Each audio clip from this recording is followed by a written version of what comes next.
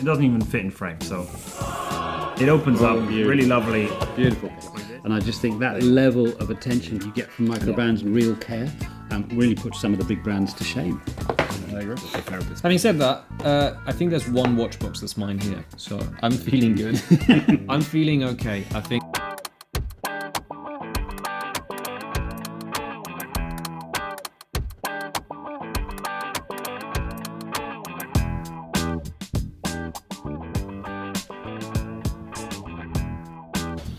Welcome, tickheads, to another fabulous episode of Touch My Clock.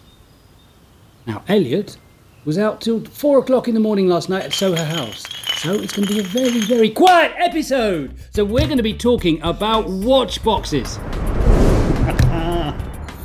So, all about watch boxes today and the innovation and all of the great stuff and ideas that come through that. So we'll be showing a few examples. But first, let's do a quick wrist check. Max, what have you got on today? I'm wearing I can't remember if I've showed this before, but this is a Trafalgar watch. It's German. It looks like a PRX copy. I think I have shown this before. Is it German? Yeah. Made in Germany. German movement. Oh, jeez. And it's a quartz piece that I enjoy having because I think you kind of, once you're in the run of collecting, you need a steel watch with a semi-integrated bracelet. But I don't really want to spend a silly amount of money on some of them. I prefer watches that are perhaps a little bit more designed. Mm-hmm. And so the whole integrated bracelet thing, unless it's a beautiful bracelet, I'm not really into it. So this does the job. It tells the time. Happy days.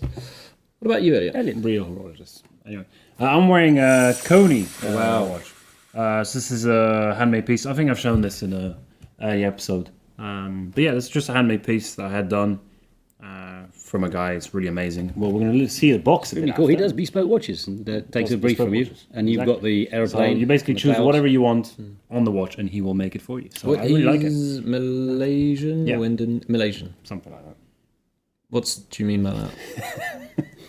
No reason. Anyway, but that's the watch I'm wearing. It's pretty cool. It's nice creativity. And if you look at some of the watches that it does, it's absolutely out as well because they're one kind. Each watch is absolutely unique. It's only made for the individual. I recommend you have a look at Konnii watches. Absolutely incredible. What are you wearing? So today I have on one of my favourite watches. It's the Jaeger LeCoultre Reverso. What? The strap has seen its better day. This one from the Quinn Foundation. And it's just a stunning watch. And you know the story of this was these watches here. Elliot, the Quinn Foundation. These watches here were originally designed, I think, by César de Trey. And the idea was to have a watch that would protect its face when you're playing polo, so you'd actually turn the watch over in reverso. And this is just wonderful. And I think it's the mean kind of Greek mathematical theories. Now, really, when you open it, it's really interesting. You go halfway and turn it around. Now, I do find this particular model rather interesting because you've turned it over and actually you've got your movement under sapphire, which is kind of a bit against the point of having a Jaeger LeCoultre when actually really you want. But I love the fact you just do it 3/4 of the way and then just clipping it back in. Just a stunning watch. And really wonderful reverse lights. Quinn Foundation. Martin Quinn. Oh, wonderful alligator strap. Those watches retailing now at around 10. These are around 10 to 11,000 pounds for that particular model. But really, just a stunning manual wind 823.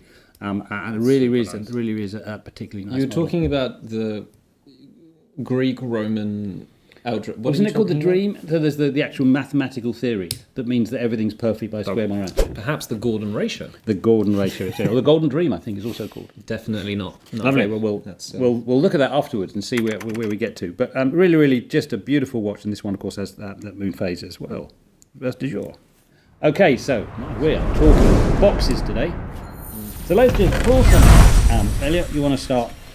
And let's just start talking about some of these things. I mean, I really like when watch brands innovate and they do new boxes in different styles. I hate it when it's just these very simple, you just have a normal cushion inside and you can't really see much. So when brands really take their time and make something unique, I absolutely love it. So this is one that I have. So from Gas Bones. Yes. He basically makes things, he does a lot of metal work and he's created some watches. And he made these all these boxes by hand, and you can see this is a military watch, so it's in a crate, as you can see. You come in, it's talking about the aircraft that he's designed it for. You have all the gauges. It opens up, and it's just just amazing. So. No, great little box. Yeah, and those obviously sit on the straps. Wonderful box. Yeah. It's also from a designer's perspective. This isn't something that's very, very, very difficult to do.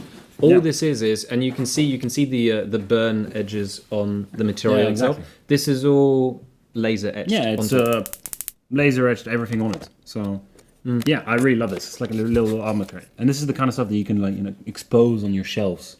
To show off. So and that wasn't a watch. I mean, he should sell them for more, but that wasn't a watch that was very expensive. No, and then you would find brands, before we start showing 15,000 boxes, you find brands that put very little effort in their box. One that I never fully understood. People get obsessed with the Rolex box. I find the Rolex box very basic. It hasn't changed. It hasn't changed. I like the fact it's consistent, but it's really, really uninspiring if you compare that to some of the Frank Muller boxes that look like almost jewellery pieces. They're really quite stunning. Absolutely. Anyway, what have you got in front of you, Max? This is going to be the 6-hour episode. So I picked these myself. These are from Mr. Jones. I see why you picked me to talk about these. These are from Mr. Jones that produce watches in London. They're very graphic-inspired watches. They're not trying to innovate horologically speaking in terms of the mechanism, but what they do really well is that they look at ways of how to use the design to display time in a really interesting fashion. And these are 2 boxes. I can't remember for which watches these were from, but they're just absolutely adorable, absolutely wonderful. That was unique. I love the way you can actually see the watch in the front. Yeah, the watch is always very, very design-led, and it's always exposed. That's what's really nice. Yeah, and they do different boxes every year at least. I imagine. I've seen so many more variations of these. Well, each model has its own box. And I quite like this one. This is the Halios C4 Green, and no, is it a wow thing? But I think it's just absolutely super practical. You get to put your watch in there. You get to put your straps next apart, and it's just a great way of just having a watch box that's just becomes almost a travel piece. Yeah, you can actually use it. It's a functional use after, because not like most boxes where you'll put it in the attic and leave it away to rot because you can't really use it. This is actually practical. So if you need to go on a trip. So look what I found in the attic. Well, this is the watch box for the watch I'm wearing currently, the Konnii watch. When you get a piece from him, he just like in this wooden work, gets a picture of what you preferred. So here you can see, it's a picture of me and my aircraft that I was training on, which is actually, if you look quite precisely, it's the aircraft that's in the dial. So, he, handmades all this stuff, and it's just more unique to have a watch box where you can actually, it's exposed. So. And again, this shows you something that's very simple. There's 2 things I like in a watch box presentation. I love, now this is made as a laser etch, right? But I love when you get a small card with all your specifications on it.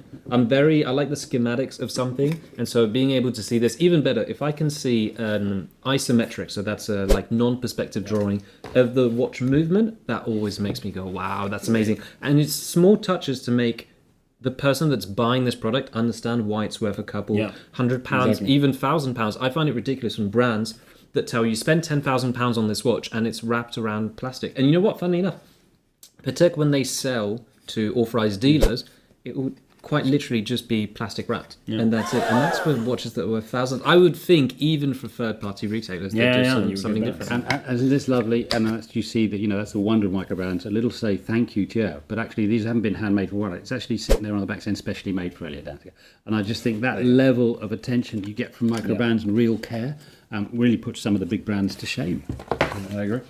What else do you have? Well, there we are, Max. Are you just going to give us stuff and we talk about it? Yeah, pretty much. Okay, so we don't get to pick in this episode. No, you just keep rocking, man. Okay. Keep rocking.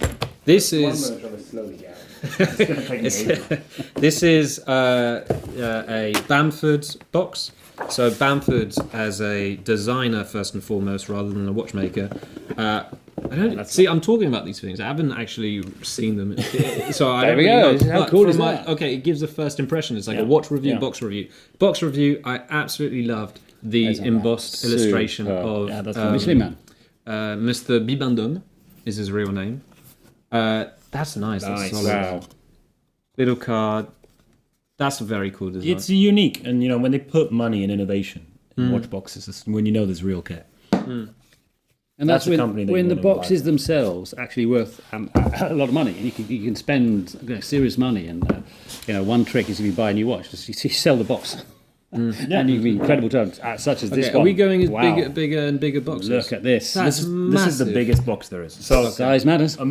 That's what she said. Omega go a bit over the top with some of their boxes, and this is a box that if you buy the watch, you can just resell this for like $50,000, which is a bit crazy.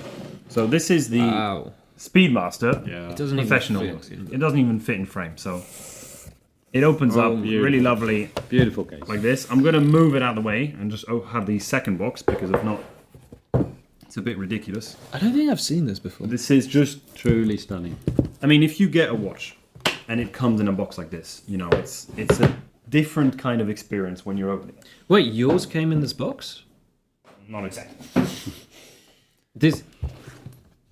Basically, that got me a Speedmaster reduced, Which is fine. which is fine. We don't shame reduced people. And he knew I love Reduced this box. actually is the size of it. It's got nothing to do with the quality. It's a slightly smaller size. yeah, it's just And 38 reduced millimeters. doesn't mean good or bad. Just like basically, he throw that one out there, bought- tickheads. Yeah. He bought this box on the side, so I would have because the That's watch awesome. didn't come with a box. That's great, actually. So you open it up. The watch is not there anymore, but now the camera's going to block us. You have a huge this- coin. Speaker. Yeah, it's true, actually. So, from the box, if you can see, you have a big coin on the side. Here comes with a loop. Here it comes normally with extra straps, and it's just a different kind of experience getting a box like that. And I'm not sure if you've seen the Sonnery by Omega. No. Like they made one recently. I mean, it's like $500,000, but the box it sits in, you put it on the stand, and when you put the chime, the box actually pulls out the noise. It amplifies the noise. Wow, that's So that's very cool. That's attention to detail. That's I stunning. could leave that. I'd leave that on a desk or as on a shelf or something. Yeah, it's It's a beautiful, That's beautiful, beautiful. display. So this one's Isotope as a lovely microbar, just adore in the UK. They're so design-led and what looks like a normally boring. This is their box, and I just think it's so cute. Very much kind of a jewellery-esque. You open it up and look, it opens up almost like a little book, and I think that's a stunning, clever design that brings you a little travel case. is nice. But something that's relatively. I've actually never seen this. Yeah, I don't think I've seen this. This is useful because I do a little bit of watch consulting, and so I'm now looking online to find manufacturers of boxes to put the watches in that I find. This is such a nice. Well, there's Really money in clever. it. Yeah, no, it is. But So you're buying a watch for let's say an independent for $200-300. And if you have a box like this, it means really cared. I mean, it costs them at least $20-30 per box. So well done, Isotope. Lovely design touch, and it makes when you get the watch feel that much more special. It's really nice. Having said that, just as a designer point, you can tell how expensive a watch box is often by the seams. So again, this is a beautiful example, but you can see by the seam how it compares to, and we might have a shot later, to the Omega one. If you see the Omega one, do you see how they're metal seams that come up? Yeah. That's just again, there's a level of detailing in boxes that gets underappreciated at times. So, what do you think of this one, then, Max? This is Bell & Ross. It's becoming chaotic. There's too many. Look, he keeps... Okay. All right. There's another box. Oh, okay, this is quite nice. There's a little button to activate the opening of the. I'm reviewing this live. It's solid. That's nice. Yeah, but that's it. When you're paying a certain price for a watch, you want the box to be like this. Oh, and you've got all your love tools the and kits toolkit inside. part of that, the additional straps, the tools you get to use it. I just think that's a lovely, robust sort of gig there. That's nice. stunning. All right, maybe. So look, this is the. Okay, This shows you the okay, diversity. there's, This shows you the diversity of finish watches. with this one. And this is the William Wood, and I just think what I love about William Wood is these are all inspired by firefighters, and as what stunning watch roll with the sort of red, which of course all the sort of firefighters straps come in. Okay. There we go. Look, come on. Okay. Whoa. Okay, so this isn't a show and tell. This is. I do like actually. That's really nice. The detailing of the buckle itself has But it's functional again. You use this to travel after. So the box it comes with actually is useful. So not like, for example, something like this, where you have to just leave this in the shelf. But see, having said that, What do you prefer? I always just put my watches like surrounded with toilet paper, and then I just put it in my bag. I rarely ever take like a watch because I find they're lovely, but I find these quite chunky. Don't do if this. you're Get a watch roll. Get a watch Protect your box. watches. I'll get something really, really quite slick. Okay, let's just do a couple more and we'll tell it a wrap. There we go. That one to you, old boy. And whilst you're working out what it is, let's just look at... there's another Bamford, which shows how unique these guys are. This is the G-Shock by Bamford. And I think the wonderful part about it is it's just the great way it opens up, almost like a Japanese petal. And for this, it's just cardboard. So it just shows you with a bit of design how you can make something really quite unique. And it doesn't have to be from expensive materials. okay. So you can see that we have a problem here, because with this amount of boxes, it means we have this amount of watches. I think we need to go to a therapist. Having said that, I think there's one watch box that's mine here, so I'm feeling good. I'm feeling okay. I think my obsession is in the researching part, not the buying. Bremont, nice. Yeah, it's all right. It does. Does the job. Yeah. Good, functional, nice and flat. Packs cute. really easy. We have our own thoughts. There are so many more that we could show you. There's so many more we could talk about. But I think it's just great. It's a very much part of that buying experience. No. And this is full circle, right? So we started off this episode talking about the beauty of watch boxes, and sometimes you just want something to make sure that your watch is delivered, it isn't broken, it's secure. This is my watch. This is the watch box from 1998. So this is a birth year watch box that encased my McDonald's watch. And you know what? Sometimes it's just about the watch. It's not about the case. Sometimes get what you want. And on that note, any last? Let us know. Tell us which boxes you prefer. Yeah. Functionality or design. And or share any of the watch boxes that you have in the chat. We'd love to hear about them. We may even talk about them in another crazy episode. Thank you so much for watching. Remember to Follow us on Reddit as well. Reddit, We're not very popular there. Instagram, YouTube, anywhere. We reach out in many ways. Remember to Like. and to Subscribe. see you soon, tickheads. Bye.